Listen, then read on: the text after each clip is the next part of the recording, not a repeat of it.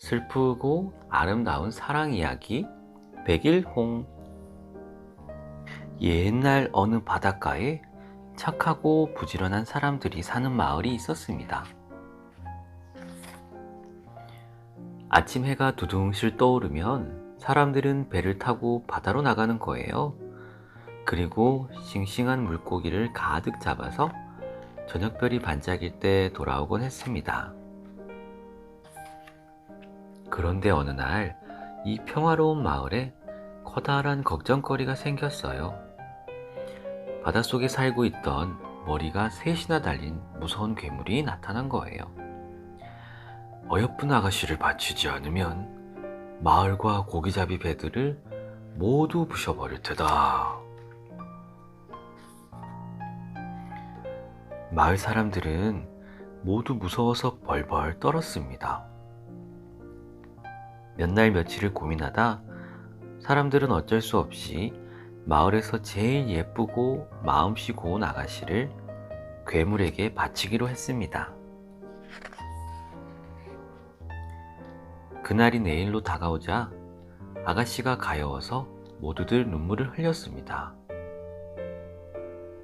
그런데 그때 바다 저쪽에서 황금빛으로 반짝이는 배가 다가오고 있는 거예요. 그 배에 누가 타고 있었냐고요?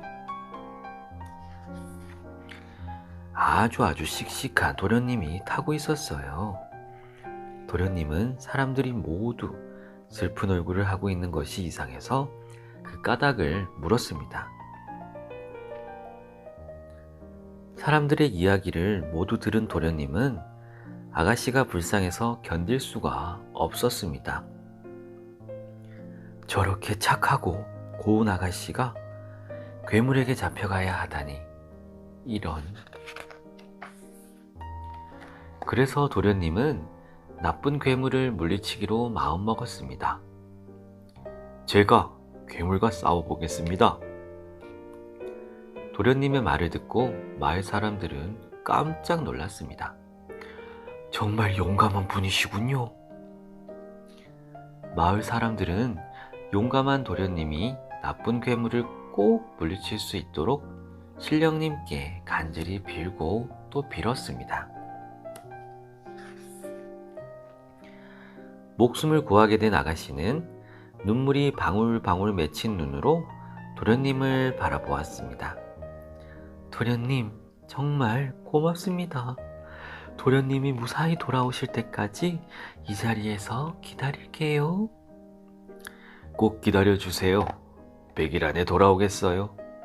내가 괴물과 싸워 이기면 지금처럼 하얀 돛을 달고 올 거예요. 만약 괴물을 이기지 못해 내가 죽는다면 붉은 돛이 달려 있을 겁니다. 두 사람은 서로 다시 만날 것을 굳게 약속했어요.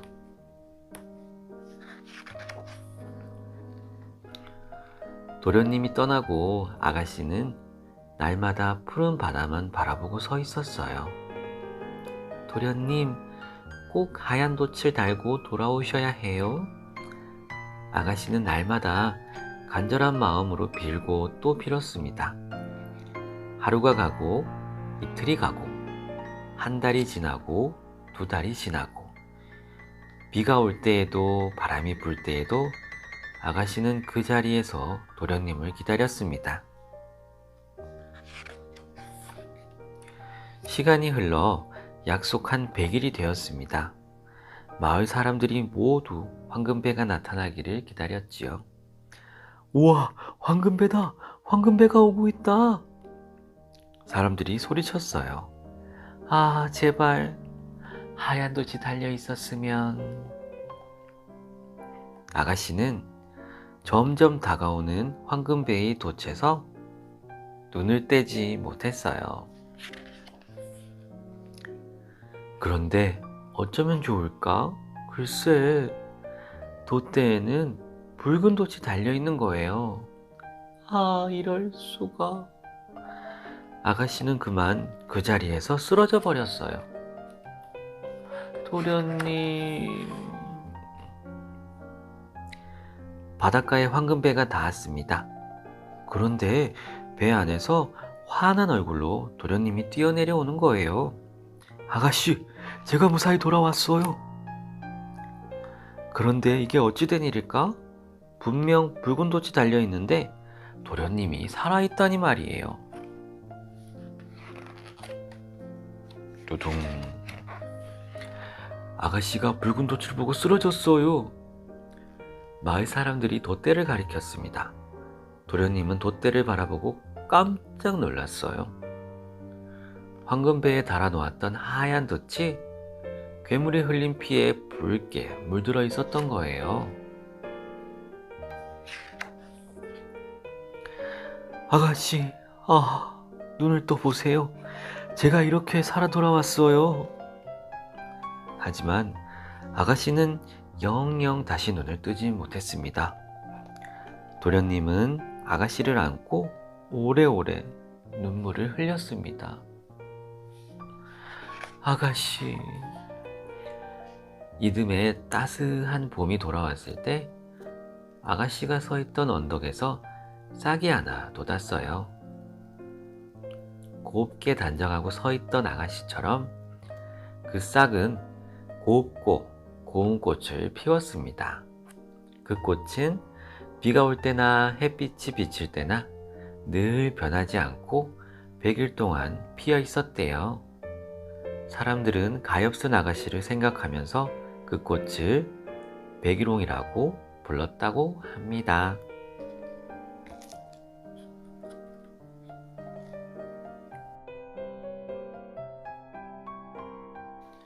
은혜 갚은 황새.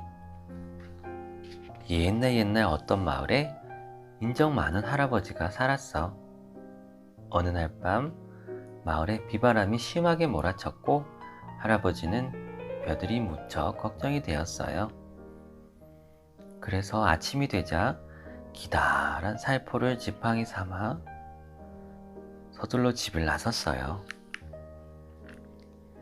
논에는 빗물이 가득 차 있었고 벼들이 이리저리 쓰러져 있었어요.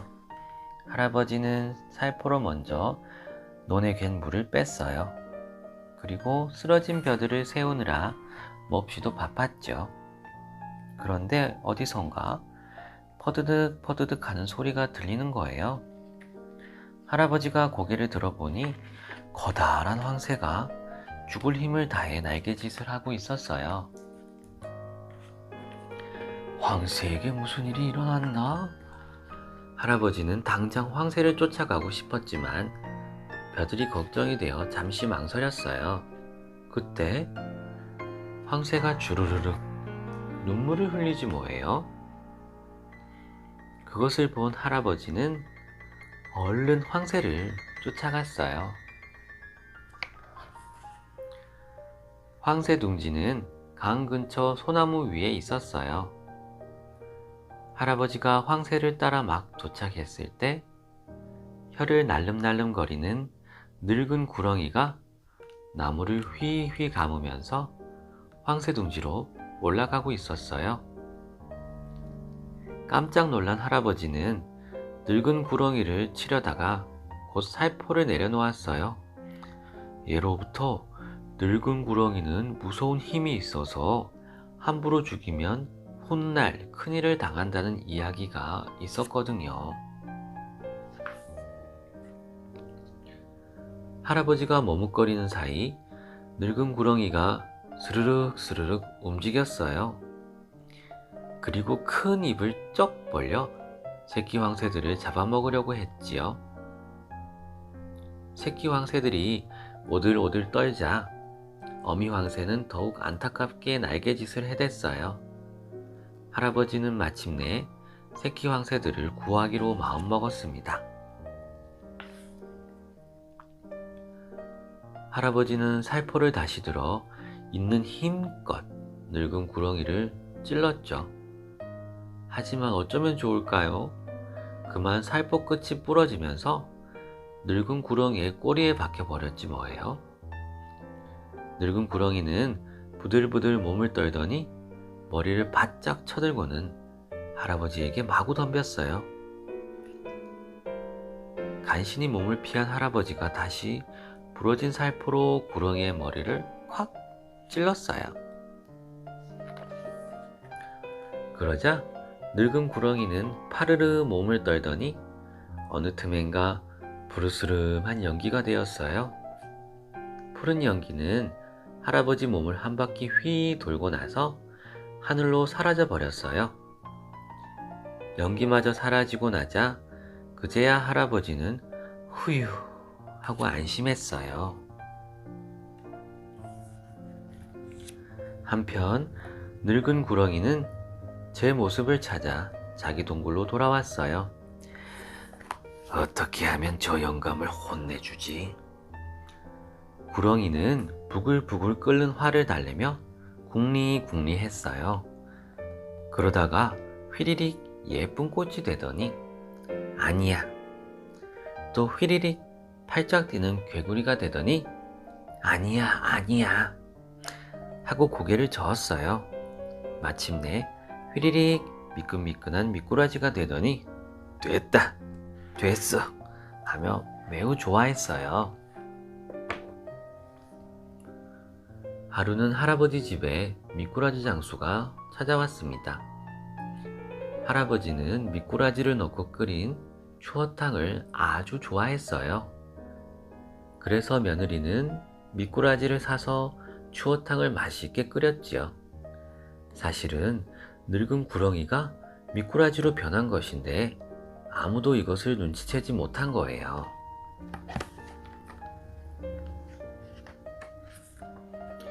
며느리는 제일 먼저 할아버지에게 추어탕을 떠다 드렸어요. 할아버지는 김이 모락모락 나는 추어탕을 한 숟가락 푹 떠서 입에 넣었어요. 그러자 끔찍한 일이 벌어지고 말았어요. 할아버지가 갑자기 쓰러지더니 몸이 시퍼렇게 퉁퉁 붓기 시작했어요. 여보, 어서 약을 지어오세요. 아니야, 의원을 먼저 불러와야겠어. 모두들 허둥지둥 난리가 났지요. 그러는 사이 할아버지 몸은 자꾸자꾸 시퍼렇게 시꺼멓게 퉁퉁 탱탱 부어올랐어요. 그런데 어디선가 퍼드덕 퍼드덕 하는 소리가 들려왔어요. 아들이 밖을 내다보니 황새가 온 힘을 다해 날개짓을 하는 거예요.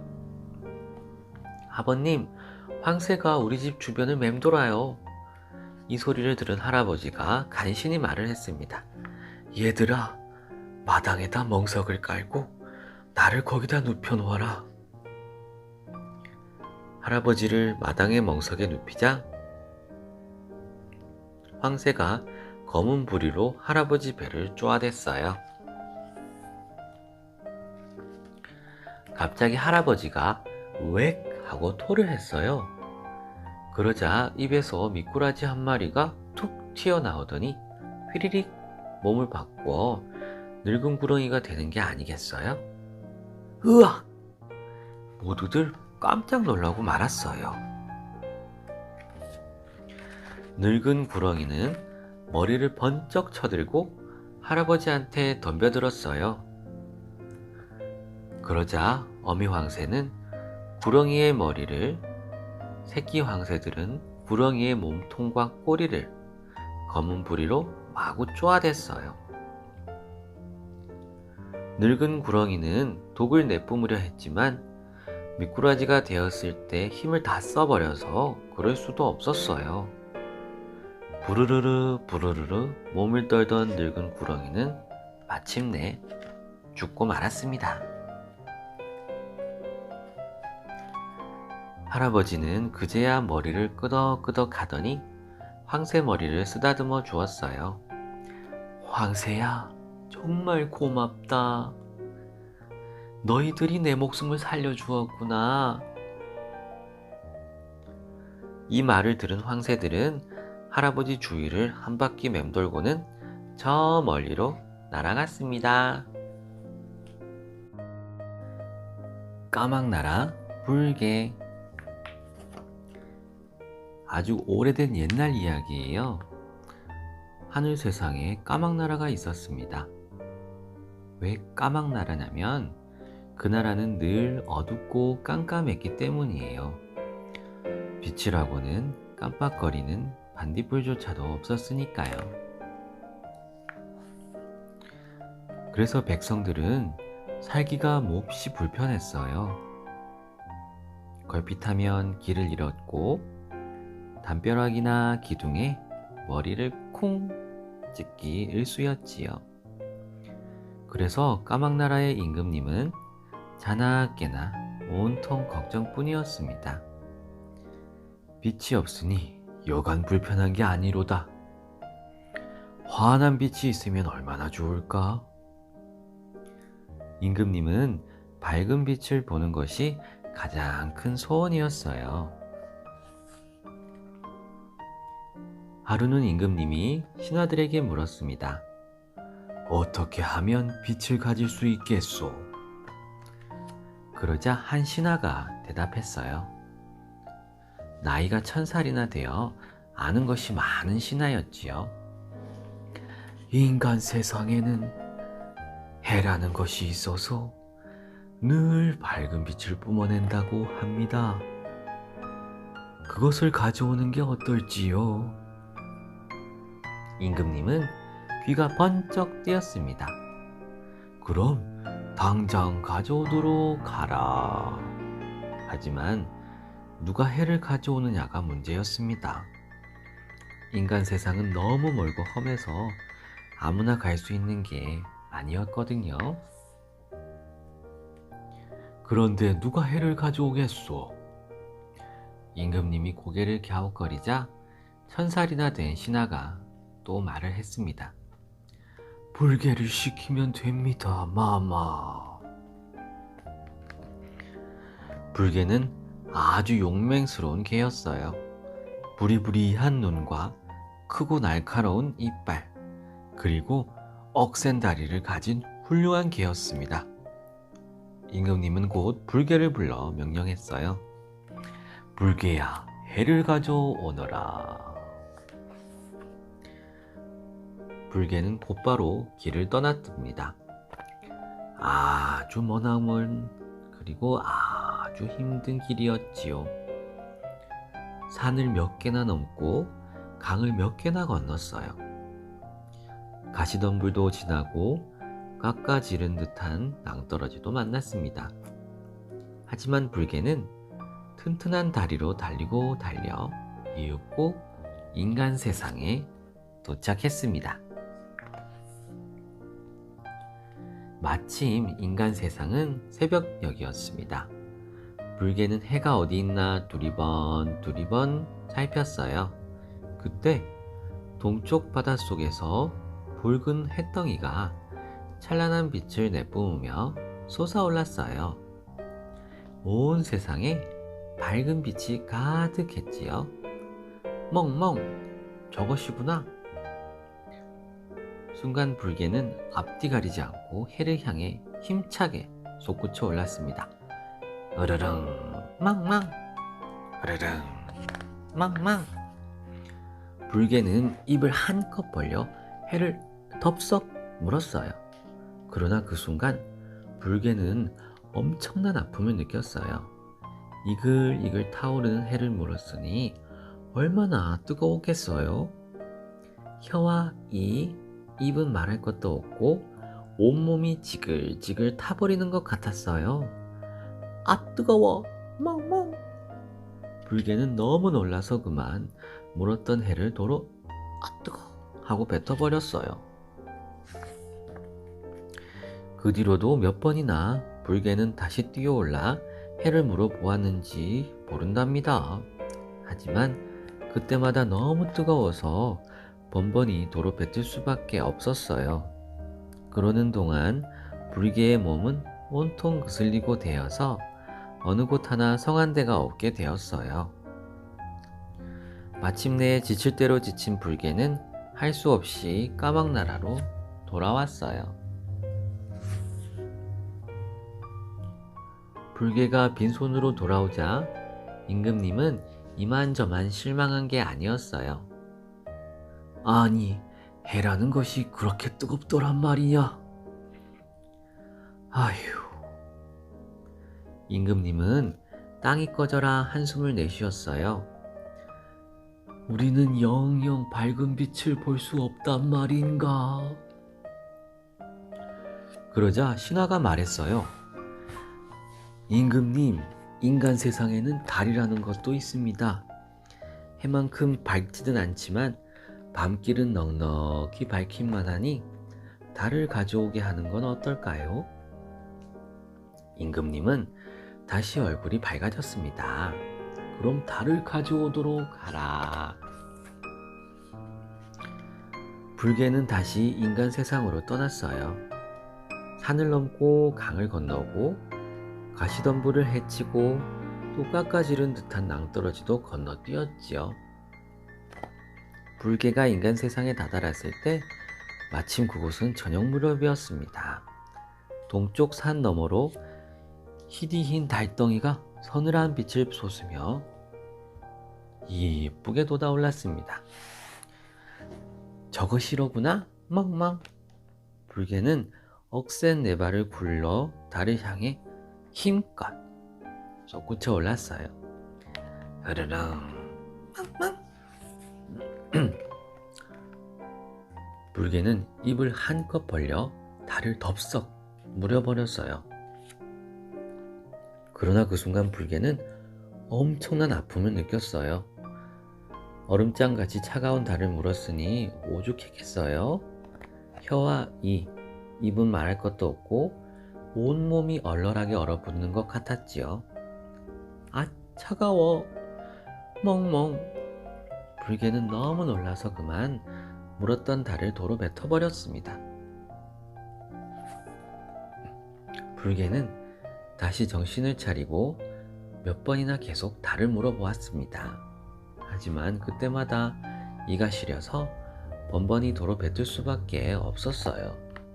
그러는 동안 불개의 몸은 차갑게 식어갔습니다. 턱이 뻣뻣해지고 내 다리가 곱아서 더 이상 움직일 수조차 없게 되었지요. 마침내 불개는 새파랗게 질린 채 할 수 없이 까막나라로 되돌아왔습니다. 임금님은 너무너무 화가 났어요. 아니, 또 빈손으로 돌아오다니. 달이 그다지도 차갑더란 말이냐. 하지만 어쩌겠어요? 그렇다고 임금님이 직접 갈 수도 없잖아요. 그렇죠? 그래서 까막나라는 계속 어두울 수밖에 없었어요. 그러나 임금님은 포기할 수가 없었어요. 아, 빛이 있다면 얼마나 좋을까. 임금님은 몇 번이나 다시 불개를 인간 세상으로 보냈습니다. 불개야, 해를 가져오너라. 멍멍. 불개야, 달을 가져오너라. 멍멍. 그때마다 번번이 실패하면서도 말이에요. 불개가 많이 힘들었겠어요. 까막나라는 여전히 깜깜한 어둠 세상이고요. 그래서 지금까지도 해와 달을 가져오라고 불개를 인간 세상에 보내고 있다지요. 그걸 어떻게 아냐고요? 이따금 해와 달이 이질어질 때가 있잖아요. 그걸 일식과 월식이라고 하는데 그게 바로 불개가 인간 세상에 찾아와 해와 달을 뜯어서 생기는 거래요. 어때요? 신기하죠?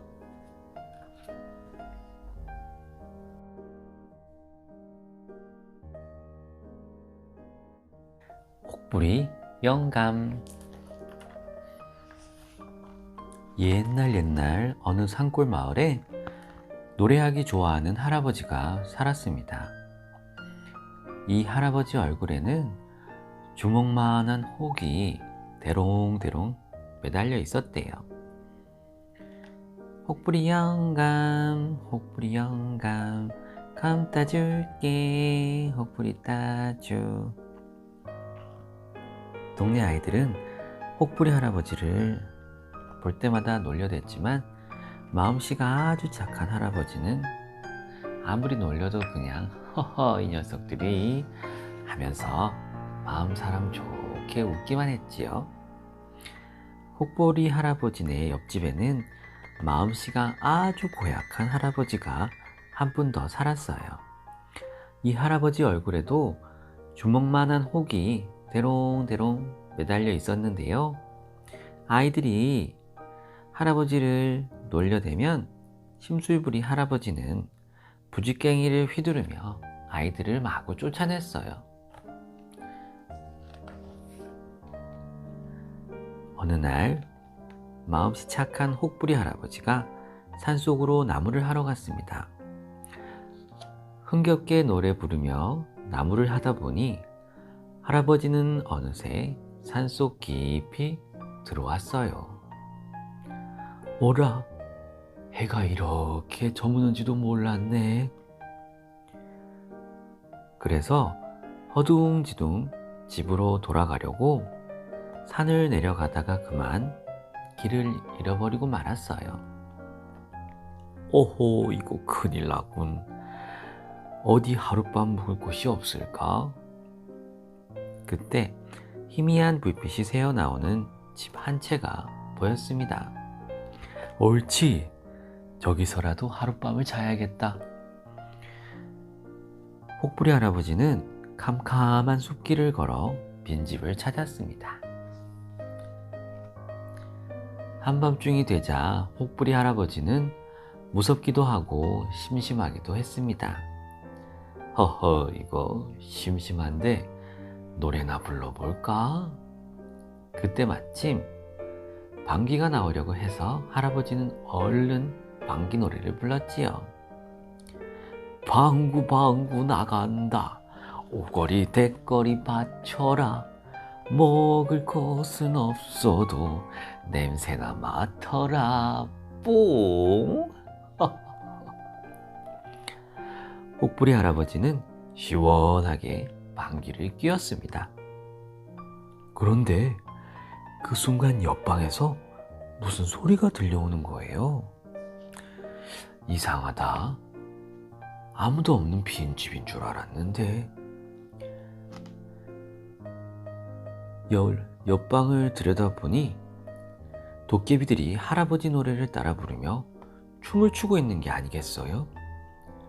방구방구 나간다, 오거리 대거리 받쳐라, 먹을 것은 없어도 냄새나 맡아라, 뿡. 할아버지는 깜짝 놀랐어요. 아이고, 이 집이 빈집이 아니라 도깨비 소굴이었구나. 저건 더벅머리 도깨비, 아이고 저건 애기 도깨비, 저건 외눈박이 도깨비도 있고 푸른 도깨비도 있네. 아이고, 이런, 아까 보았던 불빛은 도깨비 불이 분명했어. 혹부리 할아버지는 도깨비들에게 들키기 전에 부랴부랴 도망치려 했어요.